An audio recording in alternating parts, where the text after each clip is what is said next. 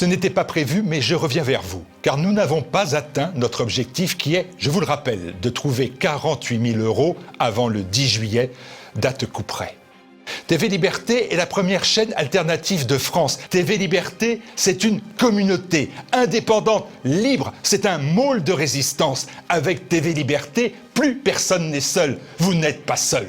Alors, avant cette date du 10 juillet, aidez-nous. Faites un don maintenant. Aidez-nous pour que jamais, même pour des raisons bassement financières, nous n'ayons à mettre un genou à terre. Jamais. Vous avez les clés de TV Liberté. Je compte. Nous comptons sur vous.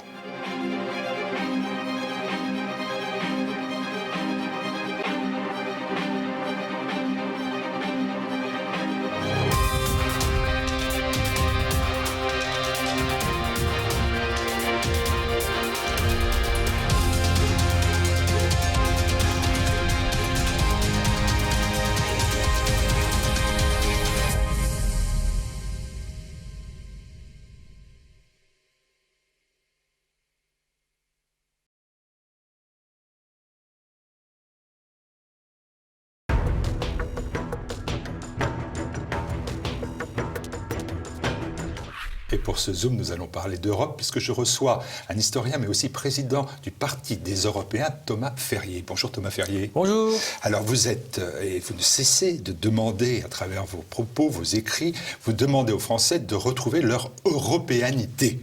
Vous avez été entendu par Emmanuel Macron parce que le 13 juin dernier, celui-ci a évoqué un plan de reconstruction qui doit se faire avec l'Europe qui, a-t-il ajouté, après des débuts timides, s'est hissée à la hauteur du moment. Il faut une Europe indépendante, je le cite, qui affirme son identité, sa culture, sa singularité. Thomas Ferrier, Emmanuel Macron, même combat. Alors, effectivement, il dit ça. D'ailleurs, dans le même discours, il parle de l'indépendance de la nation au singulier, ce qui pourrait être contradictoire avec ce vœu d'une Europe indépendante. Et Emmanuel Macron, pendant presque toute sa présidence, n'a pas cessé de dire la même chose. Il a parlé de souveraineté européenne au cours du mois de mai. Tout ça, ce sont des déclarations. Dans les faits, lorsqu'il s'agit réellement de faire une Europe politique, il n'y a aucune avancée. En fait, ça fait même presque 70 ans qu'on nous dit que l'Europe avance. Et depuis l'échec de la Communauté européenne de défense en 1954, eh bien, finalement, les avancées sont timides. Il y a la question de l'euro, mais c'est un euro qui est critiqué quand même massivement, même si on peut lui trouver des vertus. Et puis, les déclarations d'intention ne valent que pour ceux qui y croient. Donc, concrètement, si vous prenez l'exemple du plan des 500 milliards d'euros et donc un budget européen de mutualisation de la dette, vous avez des pays comme les Pays-Bas, le Danemark, la Suède et d'autres qui ont dit qu'ils n'étaient pas du tout d'accord. Donc, c'est une négociation permanente.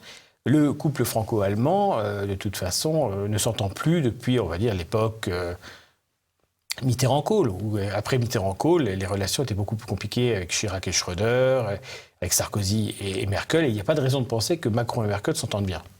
Et pourtant, le président Macron dit toujours dimanche dernier que l'accord franco-allemand autour d'un endettement conjoint et d'un plan de relance pour relancer l'économie du continent est un tournant historique. Ce sont ses propos. Tout au moins, ça ouvre une voie. Qu'est-ce que vous pouvez répondre à cela? Est-ce que vous voulez emprunter vous aussi cette voie? Ce qui est sûr, c'est que moi je ne vais pas me plaindre s'il y a un budget européen qui est mis en place. Le problème, c'est que sur un budget européen, il faut qu'il y ait quelqu'un qui décide. Il faut qu'on décide des dépenses, par exemple. Et moi, j'ai constaté quelque chose sur le fonctionnement de la France. Vous savez qu'il y a ces règles de 3%, donc de règles d'endettement que la France et les autres pays de l'Union européenne devaient respecter jusqu'à récemment. Et j'ai toujours trouvé que la France ne les respectait pas. Je me suis étonné de voir que, par exemple, lorsque l'Italie ne respectait pas cette règle, on lui tapait sur les doigts tout de suite. Mais lorsque c'était la France qui dérogeait, il n'y avait pas de conséquences, ou quasiment pas. Pourquoi, par exemple, l'Union européenne conseille à la France de réduire ses dépenses sur l'hôpital et pas sur l'immigration? On voit bien que, d'une certaine manière, dans le projet, on va dire, euro-mondialiste, il y a l'idée que la France est le moteur d'une sorte d'Europe métissée et universelle, donc pour laquelle il faut donc l'exonérer des responsabilités qu'on accorde aux autres. Donc, pour moi, il y a cette idée-là. Si vous voulez bien, Thomas Ferrier, on va essayer de mieux comprendre votre démarche et votre vision européenne qui est spécifique, singulière, et on va essayer ensemble de la déterminer. Vous affirmez, par exemple, la nécessité d'être révolutionnaire dans le fond et conservateur sur la forme. Qu'est-ce que ça veut dire concrètement? Quelle attitude doit-on avoir quand on est révolutionnaire sur le fond et conservateur sur la forme? Alors, pourquoi être conservateur sur la forme? D'abord, je prends le mot conservateur au sens étymologique du terme, qui veut dire sauveur. Conservare en latin, c'est sauver, c'est pas simplement préserver une structure existante. Donc la conservation dans le sens strict, c'est qu'il faut rassurer les Européens sur la pérennité de ce qui leur importe, et notamment l'identité. Conservateur dans ce sens-là, ça veut dire qu'on ne va pas détruire les identités nationales ou régionales, ce que pourrait laisser penser à un projet européen trop unitarien. C'est-à-dire que si on voulait une Europe politique forte, on pourrait se dire oui, mais vous allez menacer nos identités, les patries charnelles, tout simplement. Les fameuses patries charnelles évoquées par Yann Fouéré et tant d'autres, les sans-drapeaux et tout ça. Donc il faut absolument montrer aux gens qu'ils vont sauver l'essentiel de leur civilisation. Mais révolutionnaire sur le fond, c'est-à-dire qu'on change de paradigme, on change le cadre politique de l'Europe de demain, on change les règles, on change les valeurs politiques dominantes, de manière à justement pérenniser cet acquis. Vous savez, ce terme révolution, il y a plusieurs conceptions. On peut penser à une révolution des cœurs et des esprits, on peut penser à la révolution de Mélenchon, on peut penser à la révolution de 1789. C'est quoi votre révolution? Celle qui se fait par le sang? La révolution, par définition, c'est le retour au point d'origine. La révolution de la Terre, c'est quand la Terre a tourné sur elle-même et est revenue à son départ. Donc une révolution, c'est un retour aux fondamentaux, retour aux origines. Toute renaissance, d'une certaine manière, est une révolution. La Renaissance du XVe siècle, ce retour au texte grec, c'est une révolution. Donc il y a déjà le sens originel du terme de révolution. Ensuite, révolution, évidemment, ça veut dire changement de système. Le changement de système n'implique pas que ça se fasse par la violence. On peut faire une révolution par les urnes. Et moi, ce que je prône, c'est une révolution par les urnes via le Parlement européen. Vous dites que vous ne voulez pas détruire les identités nationales. Pourtant, je vois encore que dans votre démarche, vous proposez l'organisation d'une nationalité européenne et la constitutionnalisation du caractère européen de l'Europe. Mais s'il y a une identité européenne, je ne suis plus français, je suis européen et français, français, européen. Là encore, il y a beaucoup de flou. Alors, le terme de nationalité européenne est un terme juridique. L'idée générale, c'est que les Européens ont en commun, effectivement, une parenté profonde, et que dans un contexte où les nationalités historiques ont été profondément dévoyées et aliénées, c'est-à-dire en fait données à peu près n'importe qui se présente devant la préfecture, eh bien, cette nationalité administrative n'a plus la valeur qu'elle avait à l'origine. Effectivement, à l'origine, les nationalités correspondaient plus ou moins aux identités et aux ethnicités. Mais c'est quelque chose qui, au XXe siècle et au XXIe siècle, a complètement explosé. D'une certaine manière, un Italien qui est de nationalité française, est-ce qu'il est français ou est-ce qu'il est italien? Et d'une certaine manière, est-ce qu'on le considère comme un compatriote parce qu'il est devenu français ou est-ce qu'on le considère comme un compatriote parce qu'il est européen? C'est ces questions qui sont assez complexes et subtiles, c'est-à-dire qu'en fait, on est en train de remettre en question, et je le dis d'une manière honnête, le modèle dit d'assimilation à la française. Je pense que ce modèle est mort-né, je pense que ce modèle va à son terme et que donc il faut inventer un nouveau logiciel. La nationalité européenne, c'est de dire concrètement que les natifs d'Europe ont en commun une identité partagée et qu'elle doit se transposer sur un plan juridique par cette nationalité qui ne doit plus être une nationalité d'acquisition, mais une nationalité d'ascendance. C'est le fait d'être européen. Parlons clairement. Sur mon passeport, qu'est-ce qui y figure? J'ai un passeport européen, on me met une nationalité française, je n'ai plus de carte d'identité. Vous aurez une nationalité européenne qui sera clairement marquée sur tous les documents administratifs. En revanche, on pourra évidemment insister sur les localisations plus précises parce que l'objectif aussi, c'est pas de favoriser des flux migratoires intra-européens massifs. Si la Corse demain est peuplée de 300 000 Russes, ce n'est plus la Corse. Donc l'objectif n'est pas de favoriser ou faciliter la migration. D'ailleurs, je fais une distinction entre la liberté de circulation, qui entre donc citoyens de cette Europe de demain doit être totale, et la liberté d'installation qui doit être conditionnée. En termes clairs, on doit laisser notamment au niveau local les pouvoirs décider qui s'installe ou pas, même si on a la même nationalité sur le territoire. Parce qu'effectivement, il faut éviter que les gens viennent pour de mauvaises raisons. Les mauvaises raisons, c'est les raisons économiques de dumping social, par exemple, de faire de la concurrence en faisant venir des gens qu'on ne paierait pas de la même façon à un endroit. Et puis simplement, si on veut préserver les identités locales, par exemple, si on veut une Bretagne où les Bretons apprennent le breton à l'école, par exemple, ce qui part encore le cas aujourd'hui, même s'il y a les écoles d'Iwan. Comment peut-on demander à, je ne sais pas moi, si la classe est composée de 50% de Russes, Roumains, Polonais, Danois et autres, ça n'a pas de sens.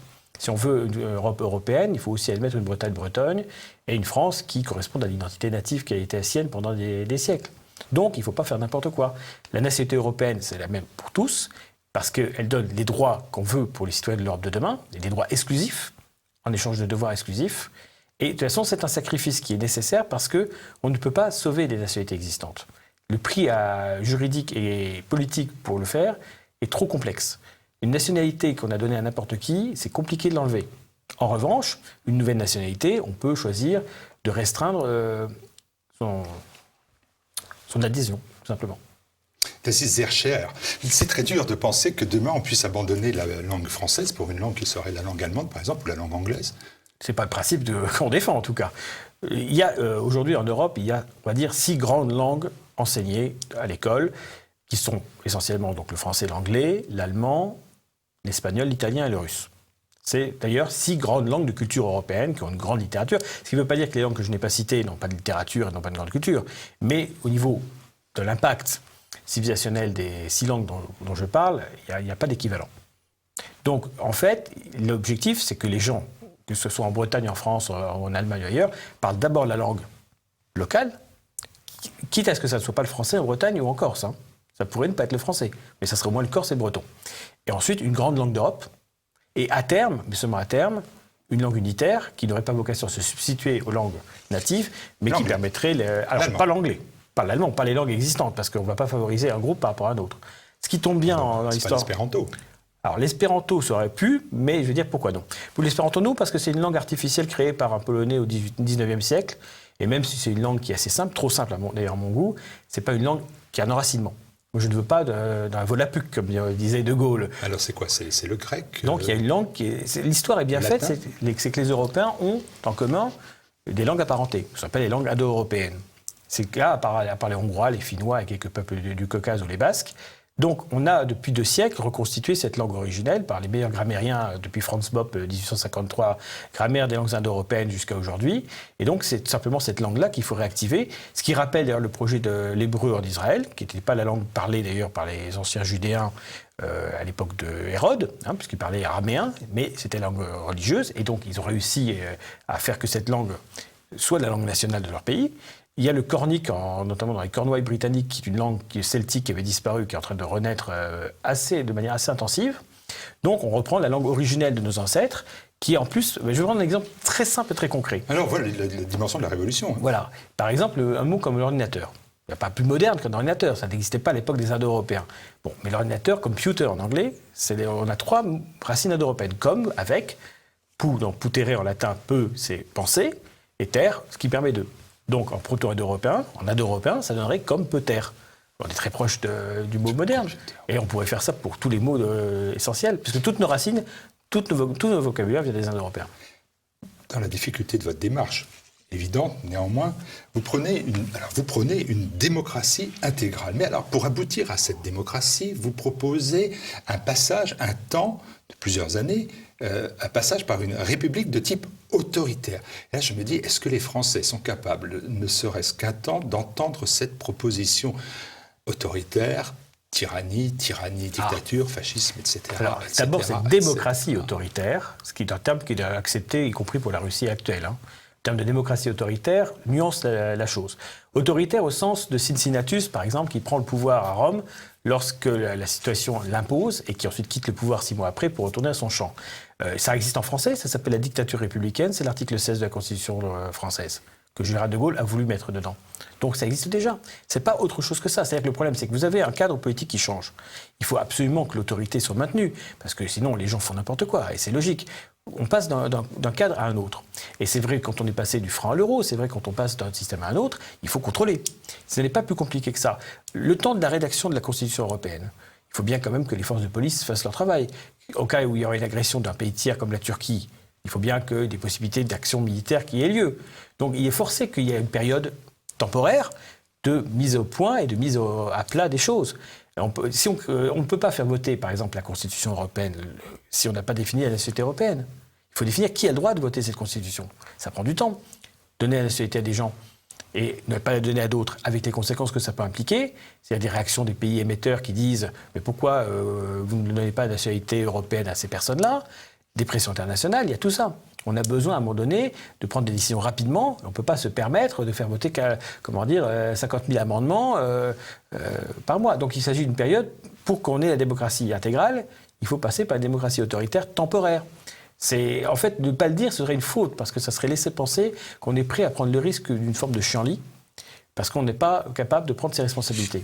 Il faut un gouvernement européen provisoire, nécessairement. Et ce gouvernement européen provisoire, puisqu'on passe d'un système où c'était des gouvernements nationaux, il faut bien qu'il ait les mains libres un certain temps. Alors pour trouver la force, la dynamique, l'énergie de présenter ce programme hors norme du Parti des Européens, vous dites que bien il y a face à vous une marginalisation des partis frexiteurs, brexiteurs, eurosceptiques, et cela partout en Europe. Vous en tirez quasiment une forme de gloriole. Alors non, j'en tire pas une forme de gloriole, parce qu'il y a deux dimensions au souverainisme. En fait, il y a deux camps de souverainisme. Il y a le souverainisme assumé, c'est-à-dire effectivement Philippot, Asselineau essentiellement, et une partie des différents populistes, même quand ils renoncent théoriquement à sortir de l'Union européenne, de leur discours, on voit bien qu'ils n'y croient pas à l'idée d'une Europe politique, ils y sont très hostiles. Ça, c'est un camp assez mineur. Après, il y a ce que j'appellerais le souverainisme dominant. Et le souverainisme dominant, il n'est pas là où on le croit, c'est pas Marine Le Pen, c'est Macron et c'est Merkel. C'est-à-dire, au-delà des déclarations pro-européennes de façade qu'ils peuvent tenir, dans les faits, il n'y a aucune concession qui est donnée à une quelconque Europe qui avancerait. Donc, en fait, les vrais souverainistes, ce sont les gouvernements. C'est eux qui empêchent l'Europe politique d'émerger. Et ensuite, il y a les souverainistes minoritaires qui, eux, sont dans le fétichisme. C'est-à-dire que, pour eux, quel que soit le contenu que pourrait être la France de demain, l'important, c'est que le contenant soit bleu, blanc, rouge. Mais vous pouvez mettre n'importe quoi dedans. Le monde entier deviendrait français, ça ne les dérangerait pas. Donc, le souverainisme est dominant. Mais c'est dominant dans nos élites et dominant dans la classe politique. En revanche, au niveau populaire, il y a une forme de sentiment européen qui existe, mais c'est un sentiment identitaire assez basique. On peut le déplorer, mais c'est comme la réalité, c'est-à-dire qu'on se définit d'abord par rapport à l'autre. Or, les Européens sont de plus en plus nombreux à constater qu'ils sont beaucoup plus proches de Polonais, de Russes, de Danois ou d'autres que de gens qu'on leur présente comme la même nationalité qu'eux. Je ne suis pas sûr que si on demandait aux gens est-ce que vous vous sentez plus proche d'un Allemand que d'un Martiniquais, ce n'est pas évident que la réponse serait celle que les souverainistes imaginent. Alors, quand vous rafalez tous azimuts, parce que j'ai vu aussi dans vos vidéos que vous faites, que vous demandez à Marine Le Pen de se retirer de la bataille de 2022. Je me dis, quand même, bon, voilà, sans vous être désagréable, le Parti des Européens est un petit mouvement politique. Oui. Madame Le Pen engrange un tiers des Français. Globalement, il y a systématiquement, même maintenant, à chaque élection, entre 20 et 30% des Français, parfois plus. C'est quand même elle qui a la légitimité. Et vous dites que Mme Le Pen a échoué en 2017, on est en 2020, Mme Le Pen a évolué, Mme Le Pen a changé, Mme Le Pen a tenu compte de cela. Donc pourquoi lui faire toujours cette querelle ? C'est-à-dire que si un cheval au tiercé fait une prestation absolument lamentable, en général, le jockey aura beaucoup de mal à le présenter à une autre course. Donc, moi, je ne crois pas que les gens changent en 3 ans. Et surtout, les dernières déclarations de Marine Le Pen récemment, en mettant en cause un de ses collaborateurs comme Julien Audoul, Marion Maréchal pour des propos assez anodins, et d'autres, n'a pas l'air d'avoir compris l'impact. Moi, je n'ai pas vu de changement. D'abord, pourquoi ? Parce qu'un changement, ça mais doit... vous n'êtes pas au Rassemblement National. Donc oui, mais alors, je suis toujours bien renseigné. C'est toujours important d'être bien renseigné et de regarder l'évolution. Elle parle français puisqu'elle se présente devant les Français. Donc moi, je suis un Français comme les autres, j'ai besoin de regarder ce qu'elle dit. Est-ce qu'il y a eu un mea culpa ? Est-ce qu'il y a une remise en question réelle et sincère des erreurs qui ont été commises ? Elle dirait, je me suis trompé pour telle raison, voilà pourquoi je n'étais pas à ce moment-là à la hauteur et maintenant je le suis. On pourrait déjà entendre les choses différemment. Le problème, c'est que ce n'est pas le cas. Son parti est quand même extrêmement fragilisé. On a l'impression qu'il n'y a plus qu'elle. On ne voit pas de cadre extrêmement important. Il y a Bardella un petit peu, mais c'est un jeune qui a du talent d'ailleurs, il faut le dire. Mais bon, on a l'impression qu'il a un peu la voix de son maître, sans être désobligeant à son égard, et qu'il a été un peu choisi pour ça. Parce que j'ai l'impression que Marine Le Pen est un peu comme Macron et les autres. Elle ne veut pas d'ombre. Or, si on n'a pas d'ombre, ça veut dire qu'on n'a pas de gens d'une certaine valeur. Macron, c'est la même chose. Aujourd'hui, on voit bien que Macron a une dent contre Édouard Philippe, parce qu'Édouard Philippe est plus haut que lui dans les sondages. Et alors, vous savez, la règle, un Premier ministre qui est trop populaire, le président essaie de le faire tomber. C'est le même principe. On a l'impression que Marine Le Pen coupe toute tête qui pourrait, demain, prendre la tête de son parti et être candidat. Moi, ce que je dis, c'est que Marine Le Pen doit se retirer parce qu'elle va faire réélire Macron. Uniquement ça. Je pourrais dire Agnès Buzyn, de la même façon, de se retirer en faveur de Rachida Dati, parce que si je n'ai pas envie d'avoir des vélos partout et l'écologie punitive de Mme Hidalgo, il n'y a pas 36 choix. Si vous ne voulez pas de Mme Hidalgo à la mairie, il faut que Buzyn fasse le score le plus bas possible, et Villani pareil. Et que Dati gagne, même si Dati, c'est pas la panacée.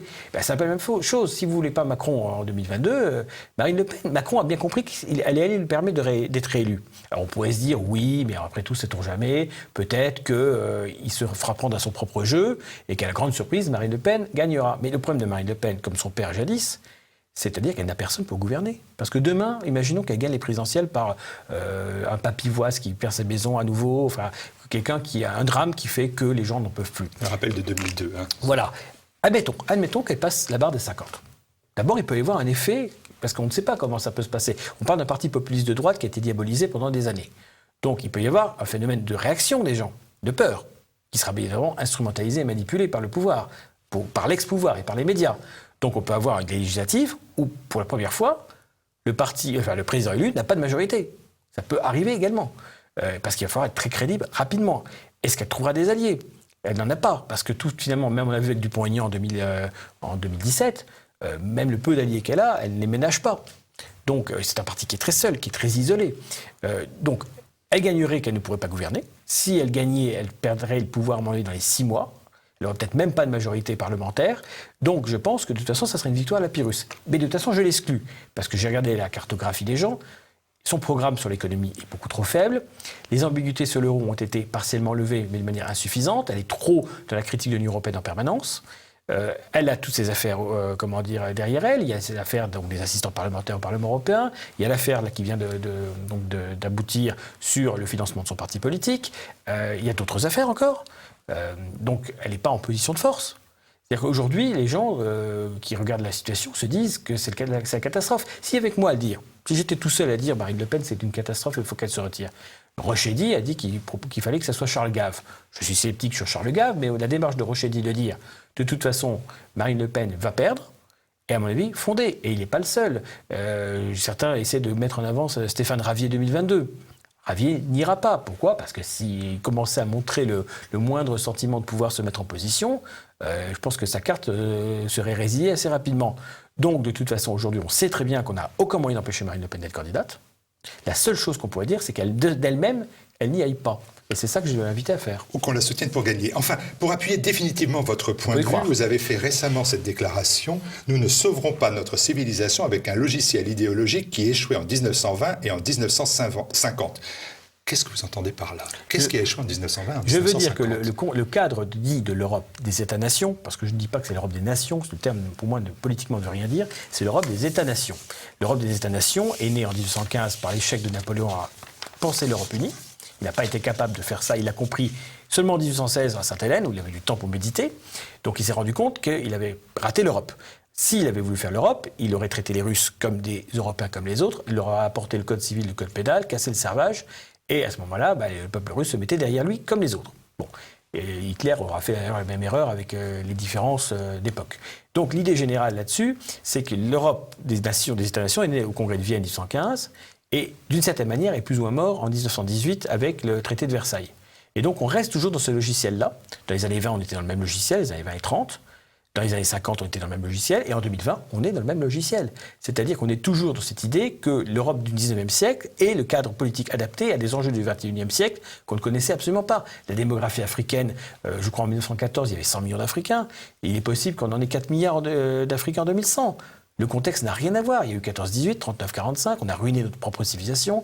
Toutes les valeurs patriotiques ont été détruites. Il y a mai 68 qui a détruit encore le peu de valeurs qu'on pouvait connaître. Et regardez aujourd'hui la campagne Black Lives Matter.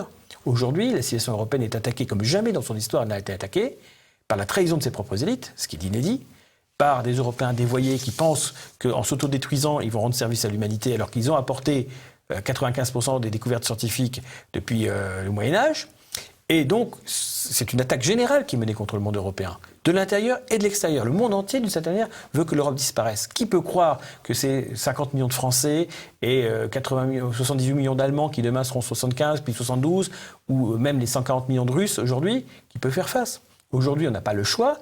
Les Européens doivent s'unir ou périr. Cette union que vous appelez de tous vos voeux, elle se fait comment ? 27 pays membres, nous les conservons. On rajoute des autres États d'Europe, la Russie, la Tchétchénie ? Alors oui, je vois pourquoi la question de la Tchétchénie vient. Alors la Tchétchénie, c'est un cas très spécifique, mais la Tchétchénie fait partie de la Russie. Si la Russie rentre dans l'Europe de demain, la Tchétchénie en fera partie. Après, il faudrait un plan tchétchène spécifique. Pour Dijon. Pour Dijon. Pas seulement pour Dijon. À la rigueur, écoutez, je vais être méchant. Mais bon, si je devais choisir un camp, entre les Tchétchènes et ceux qu'ils ont houspillés, on va dire, gentiment, bon, les Tchétchènes représentaient l'Europe dans ce camp.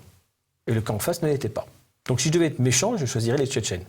Maintenant, je suis totalement réaliste sur la question tchétchène. On peut admirer la culture tchétchène ancestrale, la tradition tchétchène. Il y a une fête, par exemple, un festival qui s'appelle le Festival de Malk, qui est une fête en l'honneur du dieu du soleil chez les Tchétchènes musulmans, entre guillemets.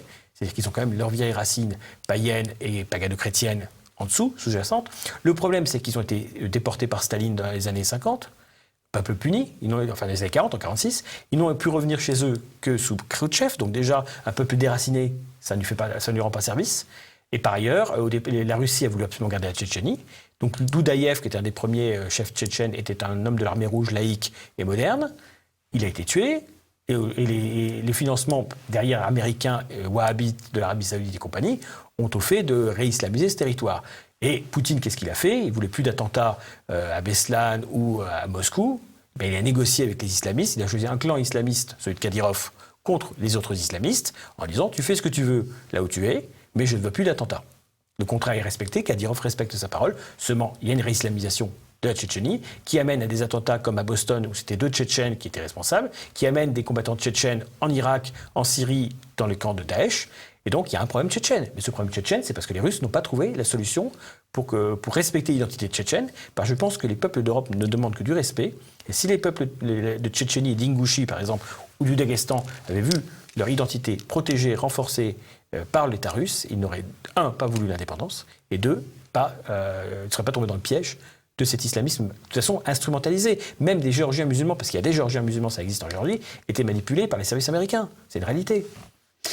L'Europe, combien de membres? Un seul, les Européens, tout simplement. Combien d'anciennes nations?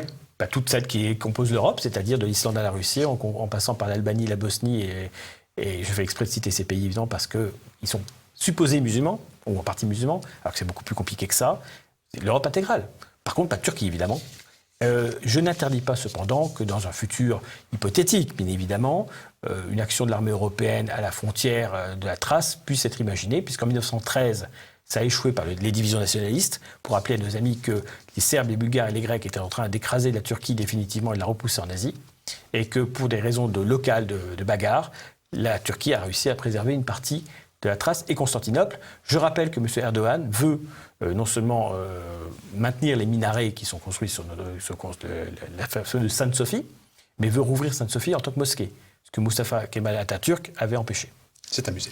Merci beaucoup Thomas Ferrier. Retrait de Marine Le Pen, une seule Europe, révolution. Tout simplement. Merci à vous.